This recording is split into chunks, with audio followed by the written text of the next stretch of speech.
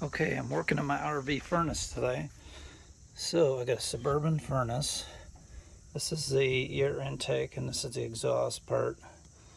And I took that part off. So just take out those screws. This will come off. And there's also a pipe on the bottom. And then go inside. And to get your furnace out, you're going to want to turn off your gas line first. Go outside, turn off your gas. There's a gas pipe right here that went through this hole. See where it connected there? And then there's two screws that mounted right here. Then you can slide this whole assembly out. And these are two pipes that would stick out through the wall outside there. So thinking there's not enough airflow, it keeps turning off. It would run for 2 or 3 seconds and turn off. So they must have a sensor in there. So let's see how bad the nest is in here. Oh yeah. See, the mud dauber's got in there. And I'm pretty sure that has to have airflow through here for it to work properly. Some of this air blows in for the to blow the heat out, and some is a fresh air intake from outside for combustion. So if you got this mess in there, it's not going to work right.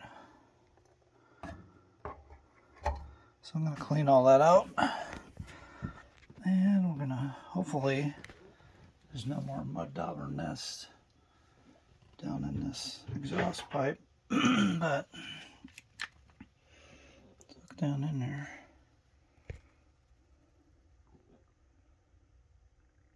Not see anything blocking, so I'm thinking that is okay. Just got to clean all the mud out of here. It is packed too. That's pretty bad. Alright, I'm going to do a little test here. I'm turning the heat all the way up.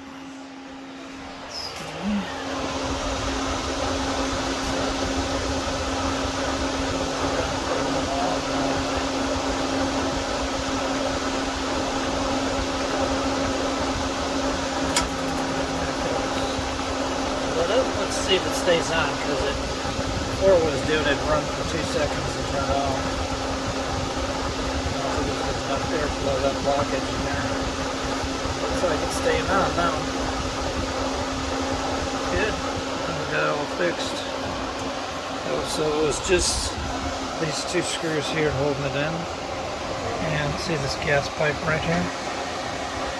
Just when you reconnect your gas pipe, make sure there's no leak on that fitting there. You might want to spray a little soapy water.